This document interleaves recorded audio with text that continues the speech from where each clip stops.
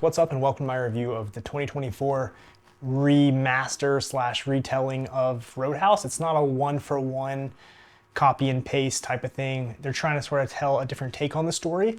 But my name is Isaac Alexander. I am an aspiring filmmaker based out of Tampa, Florida. And I plan on filming my own movie, my first feature film here in August of 2024. And I plan on releasing it for free on YouTube sometime early 2025. So if you like this review, make sure to hit that subscribe button so you can check that out when the time comes. Because one of the reasons I'm making this channel is I think it might be interesting as a viewer for you all to see someone who is an aspiring filmmaker taking a deep look at the technical aspects of a movie, the sound design, soundtrack, the cinematography, the camera work, the directing, the acting, just sort of my take on it. And I hope as a filmmaker, taking these critical looks at movies will help my career. And one day I hope to make it to Hollywood and, receive an Oscar for either directing or cinematography. But that's enough about me. Let's get into the review. Roadhouse is directed by Doug Liman. I'm not too familiar with him besides Edge of Tomorrow, which I loved, and the Bourne trilogy. And I like those a lot. I mean, they're just fun action movies. So he seems to have a good record with good action movies, but unfortunately this one falls short, especially of the original. This movie stars Jake Gyllenhaal, who's one of my probably top 4 actors, maybe even top 3, and is also Conor McGregor's acting debut. And as for the other cast, besides Post Malone and this one dude from You Season 4, I don't recognize anybody in this. And their performances in this, I'm not sure if it'll land them more roles, so I don't know if we'll see them in other stuff. That sounds pretty harsh, but if I was casting my own movie besides Jake Gyllenhaal, I don't know if I would cast anybody in this. So, since this is my first review, I want to go over the categories that I review based on. I'll be reviewing every movie on a scale of 0 to 100, but every movie will actually start at 50 points. And there's 5 criteria for grading. There's the plot, there's the acting, there's the cinematography, there's the audio, which both includes the soundtrack and just the sound design, and there's my own personal bias, we'll get 10 points. So let's say a movie that I love, let's say I'm gonna go ahead and spoil a future review. Drive is probably my favorite movie of all time. So Drive would get a 10 out of 10 because I love that movie. Because let's be honest, at the end of the day, every reviewer has some sort of bias. But having my bias only be 10 points and then having the other 4 be from a technical analysis perspective, I think makes it a very balanced review. So as you all know, this movie only released on Amazon Prime streaming. It did not go to theaters. I understand why after having watched it. If I bought a movie ticket for this, I would be a lot more disappointed than I am having just watched it on my couch with my Amazon Prime subscription that I already have. But that being said, if you don't have Amazon Prime, this is not worth renting. So let's delve into the plot. The plot is very similar to the original Roadhouse, only it takes place in Florida, the Florida Keys, which I think that location change is actually pretty cool. The first one was kind of like a Western, and this one is more on the East Coast, down in Florida. I like the location a lot, actually, and it just sort of makes sense. There's a lot of bars in Florida, and the whole premise sort of is the bad guys are trying to open a resort, and they want to shut down the bar so they can have that property. So I think it's a good premise, very similar to the original. Jake Gyllenhaal plays Dalton, who is an ex-UFC fighter, sort of running from his past, it seems like, and he gets an offer to come sort of protect this bar and turn it around. So what I don't like about the retelling in this one is in the original, the Roadhouse had as many internal problems as it did external problems in the beginning. A lot of the staff were not doing their job right. They were skimming from the cash registers. They were doing drugs on the job. Morgan, you're out of here. What the fuck you talking about? You don't have the right temperament for the trade. You asshole! What am I supposed to do? There's always barber college. And Patrick Swayze as Dalton had to reform the bar from within before taking on these external factors. And all the while, he's teaching them this method of be nice until you're forced to not be nice. I want you to be nice until it's time to not be nice. In the new Roadhouse, he gets to the bar, and honestly, everyone there is like doing their jobs pretty well. They just kind of suck at fighting. So he's not really fighting this war on both fronts. So I think that honestly weakened the plot of the new one. And also in the old Roadhouse, Sam Elliott played this badass mentor character, and this movie does not have a character similar to that. And his character is one that drives a lot of the emotional impact of that first movie.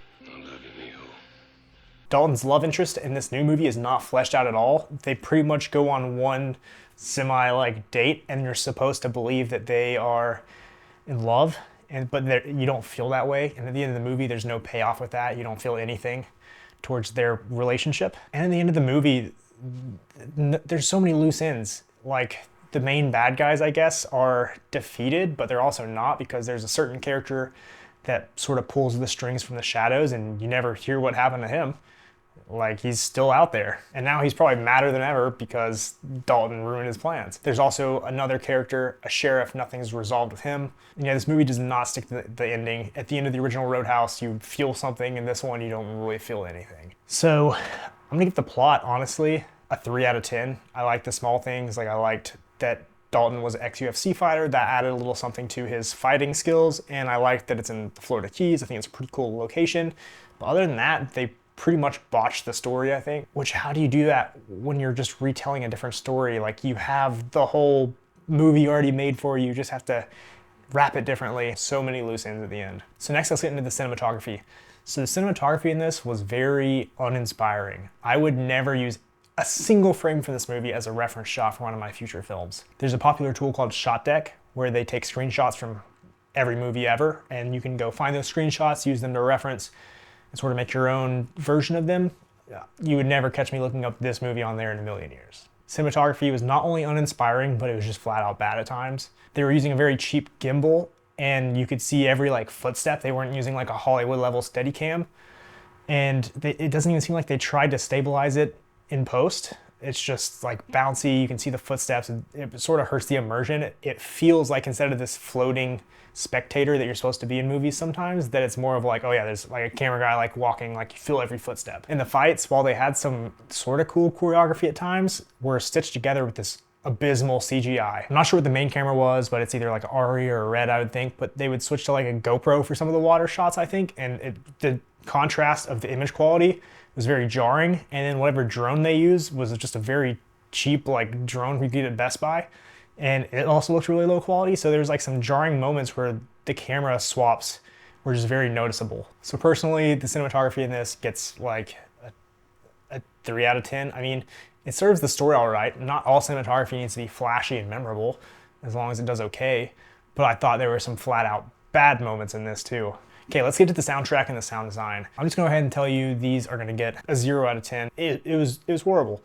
I don't even know what the soundtrack from this movie sounded like because it was so bad that it leaves no impression on you. Like, was there even music in this? I can't remember. If the soundtrack for this gets put on Spotify, it will probably not get any more than 0 listeners a month. And in terms of sound design, some of the worst I've ever seen. So there's a thing called ADR, if you're not familiar with how movies are made. Basically, when there's a line that's too hard to record in camera, like on the set, they will have the actor go into the studio and try and do a voiceover of it and match it up to how their lips are moving. So there's one character particularly. She's a young girl and her father owns the bookstore. You see her in the very beginning of the movie pretty much, the first like 15 minutes. And her lines do not match her like lips at all. Like it's so jarring. You know, that whole bridge is closed. You can't get to it, but big old tree just kind of pops out of nowhere. And this happens throughout the movie with lots of different characters. This might be the worst movie I've ever seen in terms of bad ADR. I would like to see what it looked like on set when they were recording the audio for this, because I just don't get how you botch it so bad. And I don't get how like any Amazon executives in terms of the video branch could like watch this and see that that was acceptable to release it in the state it was in. So the sound design in this, the soundtrack, honestly is 0 out of 10. One of the worst designed movies in terms of the auditory experience that I've ever watched. All right, acting performances. Jake Gyllenhaal always is great in most roles.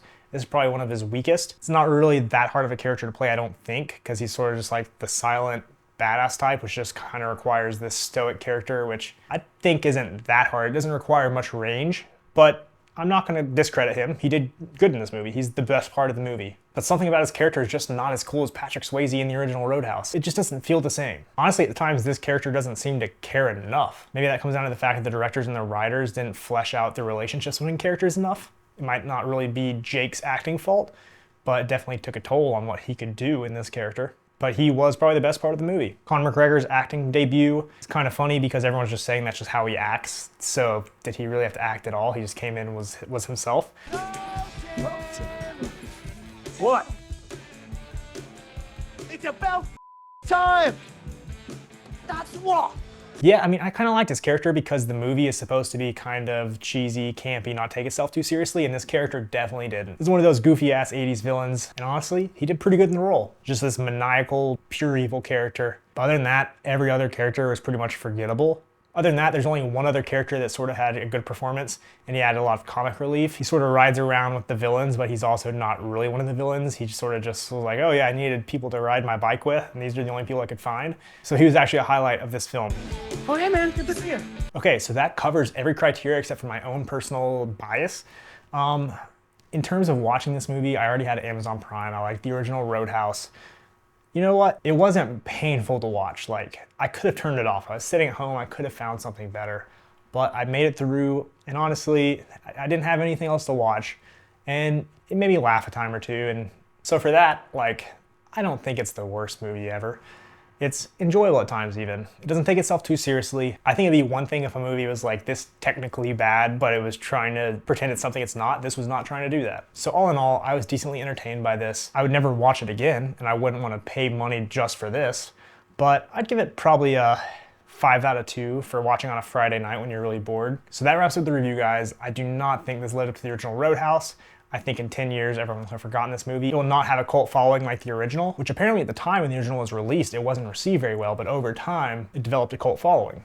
This movie will not have that. This movie will definitely not have that. So I kind of forget what all my scorings were, so I'll put right here the total scoring. I don't think this got above a 60 out of 100, so that is an F. But F in some cases stands for fun. It also stands for flunk, but this was a fun flunk, so hope you enjoyed the review, guys. So I hope you enjoyed the review. If you want to see more like this, make sure to hit that subscribe button, because not only will we be doing reviews on new movies, but also doing reviews on old movies and trying to make those sort of a mixture of a review and a video essay and break down the cinematography, the directing, the acting, all that. I want this to be more than just a review channel. I want this to be all things movies. I'll probably put my own films on this channel, maybe some short films too, maybe some content revolving around cameras. So yeah, thank you so much for checking out the video. I will be releasing my Dune 2 review in the next few days because I went to see it on opening night, but I had to go to the ER midway through, so I only saw the first 2 hours and I missed the last 1 hour, and then life has been crazy since then. So I will make sure to tell the ER story in that, and as well as finish the final hour and be able to give my full thoughts. But from what I saw from the first 2 hours,